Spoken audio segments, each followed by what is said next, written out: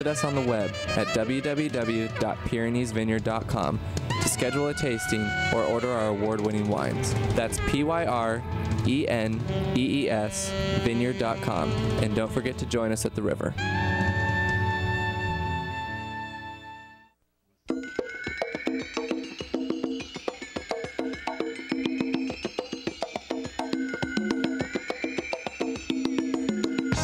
Welcome back here to the PM Show Weekend Edition on CRN Digital Talk Radio. I'm Michael Horn. That's the one and only Robert Conrad. Please try and bear with us on our phone line problem at 800-336-2225 or 866-276-8255. Let's go to Sue, who's standing by. Sue, welcome to the show. You're on with Robert Conrad. Robert, I just got to tell you, the laugh that you were doing.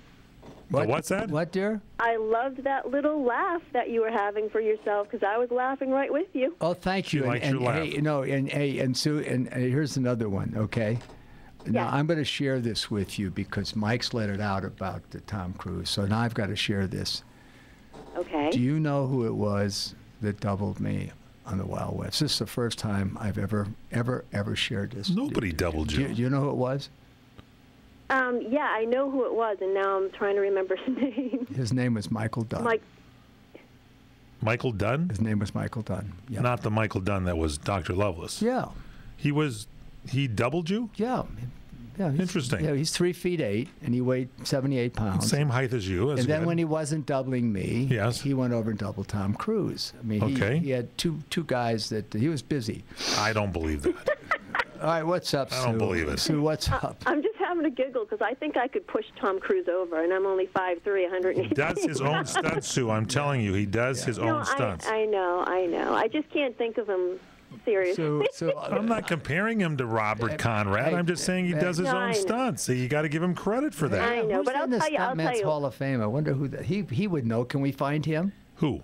You're the guy that's in the Stuntman's Hall of Fame? Tom Cruise? I think he's a great actor, and I think let's find him, and he would know. I think that he is a good actor. I'd like to have him on the show. He is a good actor. Who said anything about his acting? He's a wonderful actor. Well, I was telling you. But you were talking about something else. I said he does his own stunts. Oh, okay.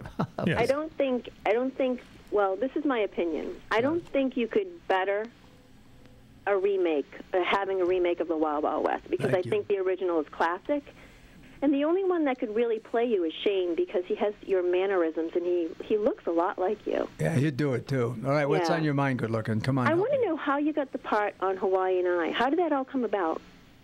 I was at the Academy Awards, and I was sitting there with a girl I had just met named Connie Stevens. Conchetti Angolio was her name, and she was like a little cutie, and I thought, oh, what a cute girl this is. And she's got a boyfriend. She told me about her boyfriend, and I thought, well, I'm married, but she really is cute. And then there was a man came over to me and said, we want you to come over to the Warner Brother table. And I said, okay.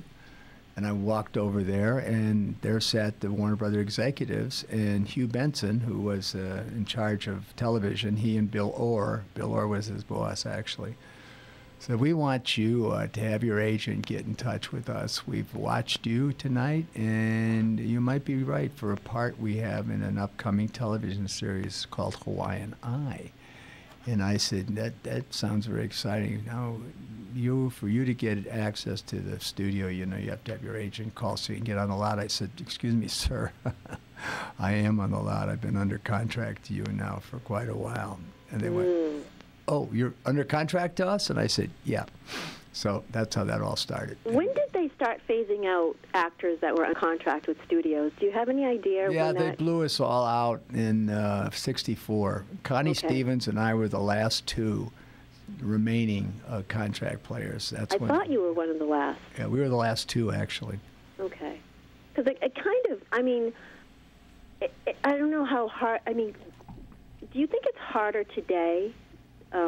There's so much competition, and there's really so little talent. When you look at the overall picture, it seems like there are a lot of celebrities, but there aren't that many true stars.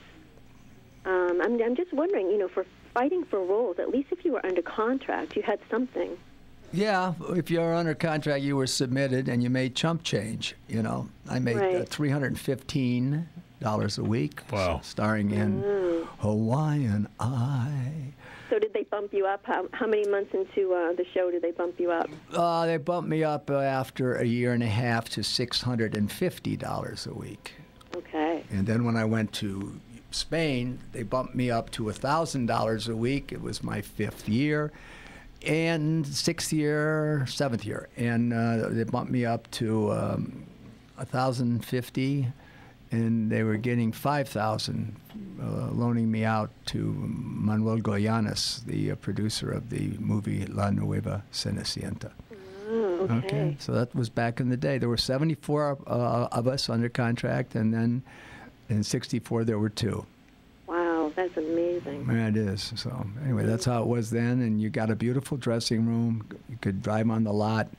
You had a beautiful gym. You had a drama coach available to you, and that was it. That was all you got. But you learn how to act, though. Oh, definitely, definitely. I'm sure people would take you under their wing. And so in the wardrobe people, did you ever have a favorite wardrobe person? No, they were all assigned to you, and they wanted to make you look as good as you wanted to look, so they were on your side.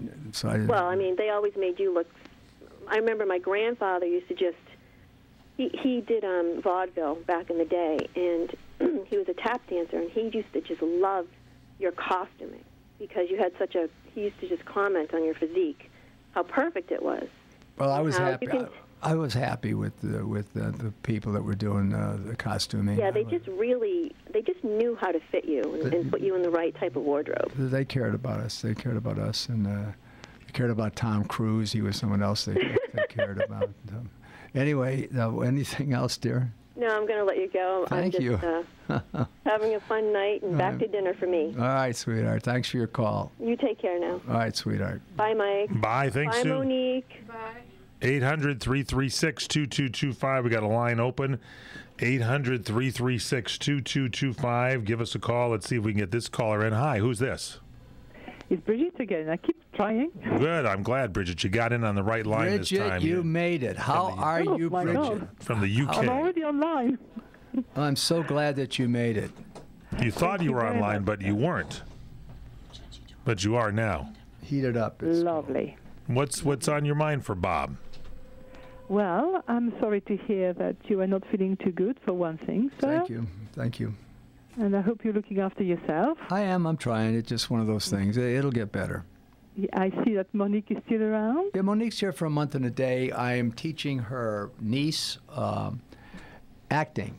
And she, in turn, is working as my assistant and my helper, all-around helper. And it works out for both of us. She gets me there to help her niece, and I get her there to drive and help me because I'm somewhat handicapped. Okay, so when Monique is finished, I'll take over because Not I'm a coming problem. over to LA in May. Hey, not a problem. Monique takes over April the 20th. She leaves. Okay. Okay? I have a question for Yes, you. darling, and I have an answer. I was wondering if you ever considered or if you were ever asked to actually do some reading, like the recording of books. I'm using quite a lot of that in my teaching and in my research with people who cannot actually read books for various reasons. And considering that you have a golden voice and that everybody loves your voice, I was wondering if you ever considered doing something like that. I did a talk thing aboard ship where, that's something else that's going on in my mind. No, in theaters where I got up and I read out of a novel live in a theater after a movie. So, Hang on, Bridget. We'll find out more about that straight ahead on CRN. How'd you like a great vacation on a beautiful luxury cruise ship in one of the most spectacular spots in the world? Yeah, me too. Okay, then write this down. The date, September 9th. The ship, the beautiful Star Princess. The location, Alaska. The occasion, a week of summer fun featuring a murder mystery scripted just for you. Your host, none other than CRN's Mike Horn. The cost is low as $8.99. How do you find out more about it? Call CruiseWorks at 800-876